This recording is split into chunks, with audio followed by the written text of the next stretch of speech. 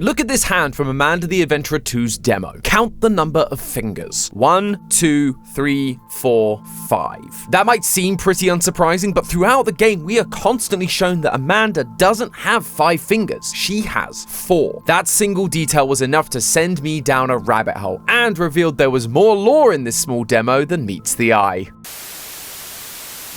Hello Internet! Welcome to Game Theory, the show that'll point and click on everything to find the lore. You should get your clicker fingers ready too, because not only is there a shiny subscribe button beneath this video for you to click, wink wink, but the internet's favorite, albeit horrifying version of Dora the Explorer is back to once again vacantly stare into my soul. Who would you go see?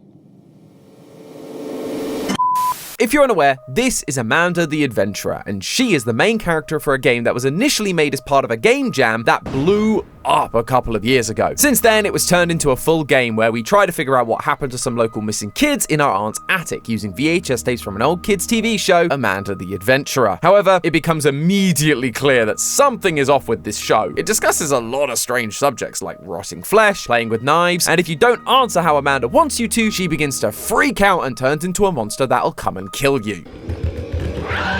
Kids TV certainly has changed since I was a kid. I'll just stick to Thomas the Tank Engine, thanks. But as you progress, you have a chance to unlock secret tapes, and by doing so, you begin to learn the truth about why this show is the way it is. Amanda was a real person, played by a girl named Rebecca. Her dad, Sam Colton, created Amanda the Adventurer and sold it to a company called Hamelin Entertainment. They were the ones who made it such a hit, but they also are the ones who made things go awry. They wanted to create an interactive show, and to do it, they tricked Rebecca into summoning a demon entity.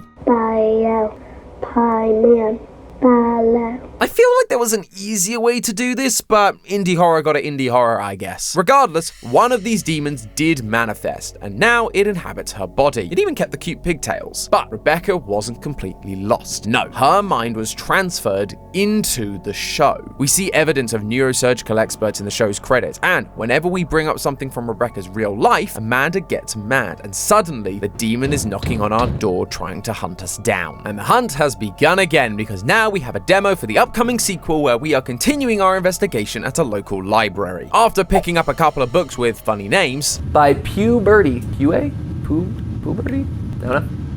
I don't get the pun on that one. What word is Matt trying to say? Puberty. Can you say puberty? Great! You can find the code for the cabinet scrawled inside them, and that gives you access to the first of 2 tapes this demo has to offer. They operate as expected. Click on things and type in the answers. Get them wrong, and Amanda gets mad and begins to manipulate the tapes. It once again feels very simple, but if we've learnt anything from this franchise, it's that nothing is ever quite as it seems. There are secrets hiding throughout these tapes. Some of them are blink and you'll miss it moments, and others are hiding in plain sight. So grab your library cards, theorists, because we've got to hit the books to figure out what's going on in Amanda the Adventurer 2. When you boot up the game, we are met with our classic CRT with Amanda's logo on the screen. Though, if you wait long enough, you'll start to see those blink and you'll miss it moments I mentioned. The screen will begin to glitch out and occasionally reveal some new messages. Words like "let me out" plastered over the screen with a hand pressed up against the screen in the top right. According to the game's Steam page, this would appear to be Amanda, who is, quote, doing everything to find a way to free herself. Although, notice the amount of fingers. This hand has 5 fingers. Throughout the demo, we are being shown Amanda's hand over and over again to count coins. Attention is being drawn to it, and it very distinctly only has 4 fingers, which is appropriately creepy for a demon child, but it means it doesn't match our hand on the TV. This cannot be Amanda speaking to us. At least, not literally. Instead, it's most likely meant to be showing us the real Amanda, Rebecca, the human child whose mind was forced to live out her days inside the VHS tape. We've seen Rebecca occasionally try to break through in the past. Amanda is typically bright and cheery, but when we ask her about her dad Sam, it leads to glitches and resets of the tape. The real Rebecca is coming to the surface. This is just another instance of that. She is trying to reach out to us directly for help. This message is from her. And while her trying to escape isn't anything something groundbreaking, knowing she's the author of these messages is important because it's not the only message we get from this screen. If you keep waiting, something else will appear on the CRT, a secret code. And if you've been a fan of Amanda for a while, you'll probably recognize it as the code used in the Steam demo for the first Amanda the Adventurer. In this demo, the code appeared on the fridge behind Amanda, and it translated to pause, turn on the oven now. So by using those same symbols, we're able to decipher this new message, and it reads as follows: he tried to find me. Actually, we only knew it said he tried to find me. We didn't have a symbol for the letter F, but I think we can all agree it makes sense given the context. Regardless, who is the he she's talking about? The demon? It was hard to say, but fortunately there is another code that helps us narrow it down. On the Amanda 2 Steam page, before the demo was released, there were 4 drawings. These are clearly made by Rebecca, as they're all drawn from her perspective as Amanda. The entity is a meanie. She's trapped inside the TV with bars over the screen. She even references us as a new friend watching her tapes. All things that Amanda/Rebecca has experienced. These are her drawings, but that's not all. If you mess with the exposure, you can find those same symbols hidden in each one. Putting them together gives you the phrase, "It will find you." These messages initially seem to be about the same thing. You tried to find me, it'll find you too. The Steam page for Amanda 2 also hints that the demon is after us, and throughout the demo we can hear it crawling around the ceiling.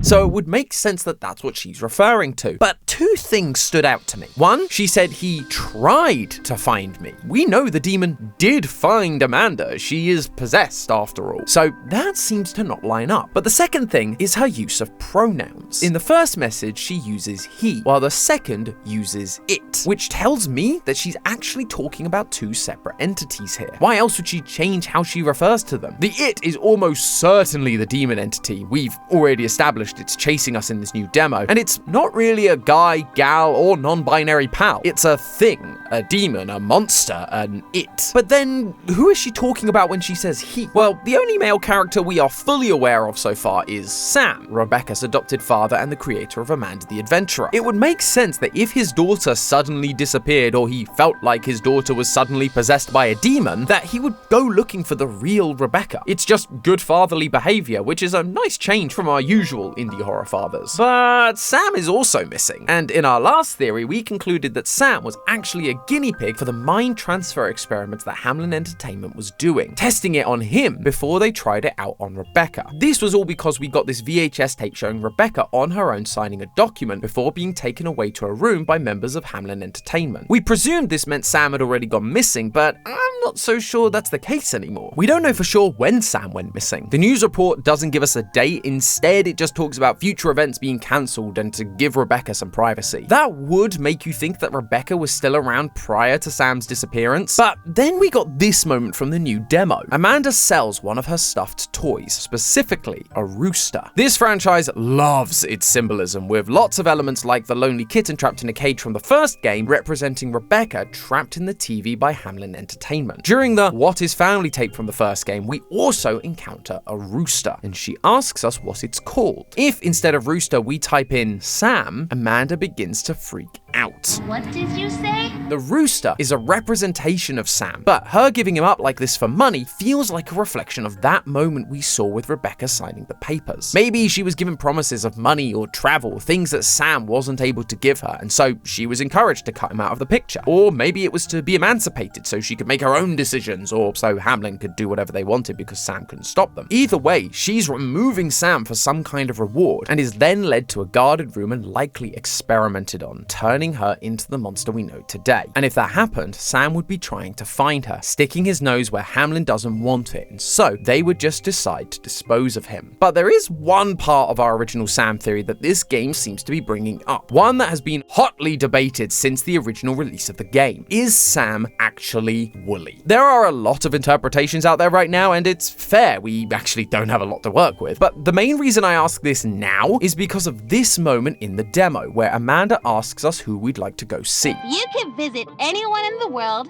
Who would you go see? If you go ahead and write Sam, she'll respond like she did in the family tape from the first game. Wait, that's... However, if you instead say woolly, you get a very different response.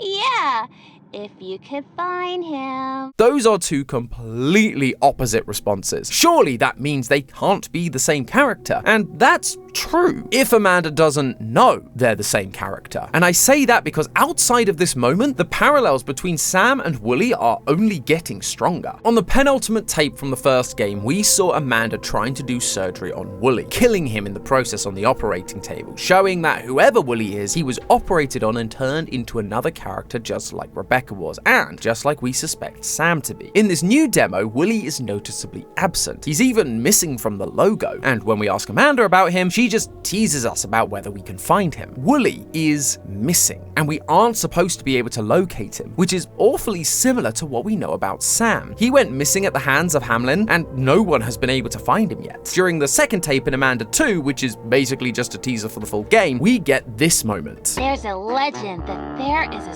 special toy hidden deep in these woods. Last time we went to the woods was in the very first demo for the game, and if you remember, in that demo we were given a Google Map view of a circle marked in those woods. We were then given a typing prompt, and the correct answer was Wooly. Wooly is what was buried in the woods. Only in that original demo, the forest he's buried in was a real forest, not an animated show forest, and there's only one other place we've seen a real forest show up in this series. During the news report about Sam's disappearance, we see police officers interviewing people next to the woods. Sam went missing and is likely buried deep in those woods, just like Wooly. This is why we get this moment in the final tape from the latest demo. It makes me think about what...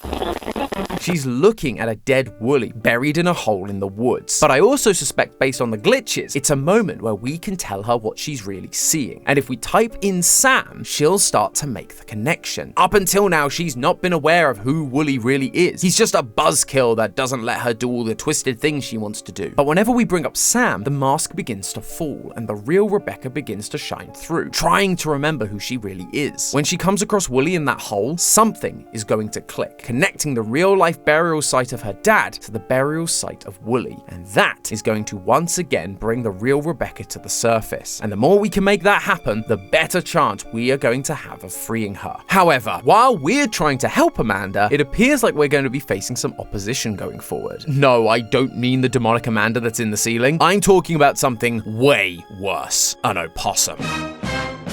No, this isn't a joke. In the main demo tape, while Amanda is trying to get enough coins to visit her 3 places, she is attacked by an opossum who steals her coins away. This is clearly meant to be referencing Swiper from Dora the Explorer, a fox that would try to swipe whatever important item they had on them. Sadly, we don't get to sit here and yell at our screen, "Swiper, no swiping!" Instead, we just have to click on the opossum as he runs away, which makes sense, but, you know, I'd have been up for a new game mechanic, I'm just saying. This might just seem like a cute little reference at first, but they show up again in the second tape to attack Amanda in the bathroom. And Amanda says something interesting. How did you get...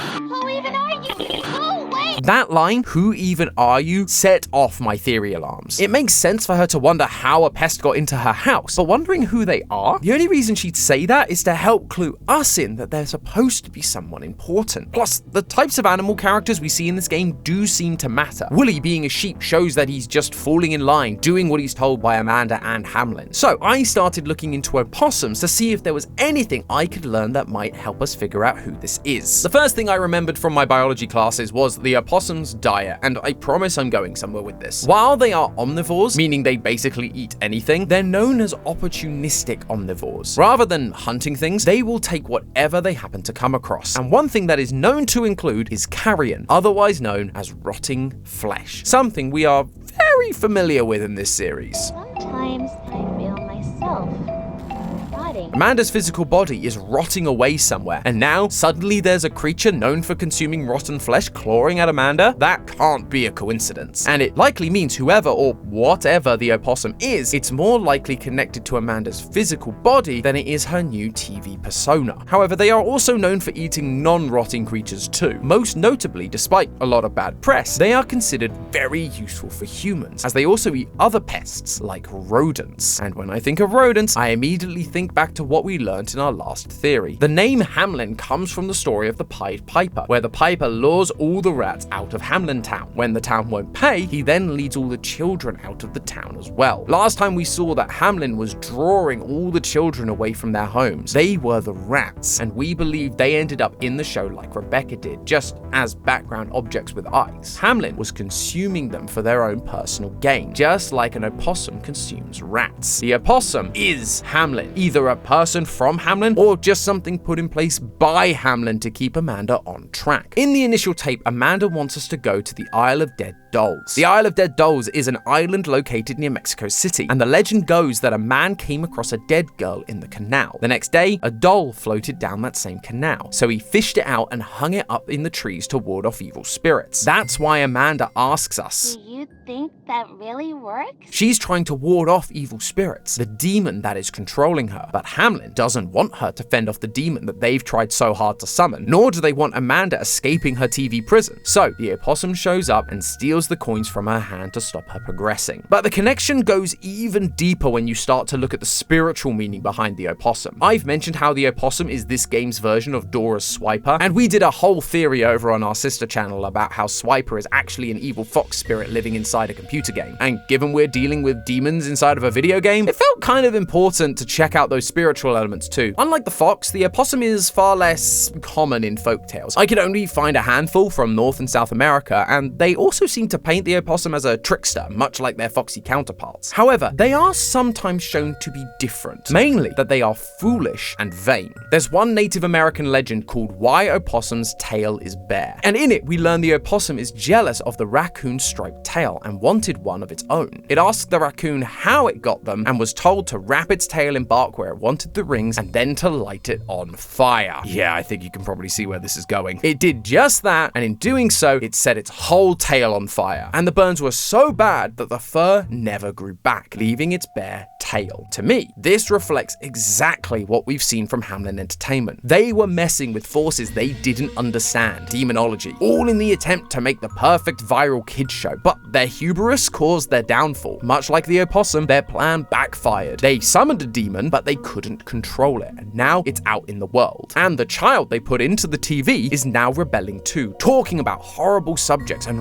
ruining the reputation of the show. Everything went up in smoke. It might even be more literal than that too. The opossum might actually be one of the members of Hamelin we've seen, like the businessman or one of the doctors, trapped inside the show thanks to their own hubris. Now, it's going to be up to us to fend off the Hamelin opossum from Amanda and help her to realize the truth in order to help her escape this prison. And that, my friends, is what I predict the story of Amanda the Adventurer 2 is going to be. The only question I have left is, who was the raccoon? In the folktale, it was a raccoon that led the opossum to burning its own tail. Did Hamelin think it was just too big to fail, or was there someone else pulling the strings? Another person or show they were trying to learn from who tricked them into summoning these demons, only for Hamelin to fall victim to their schemes. I guess we're just gonna have to wait and see when the full game releases later this year. In the meantime, theorists, remember, it's all just a theory. A game theory! Thanks for watching. And if you want more evil mascot lore, why not check out this video on Indigo Park Chapter 1. Enjoy the show, theorists.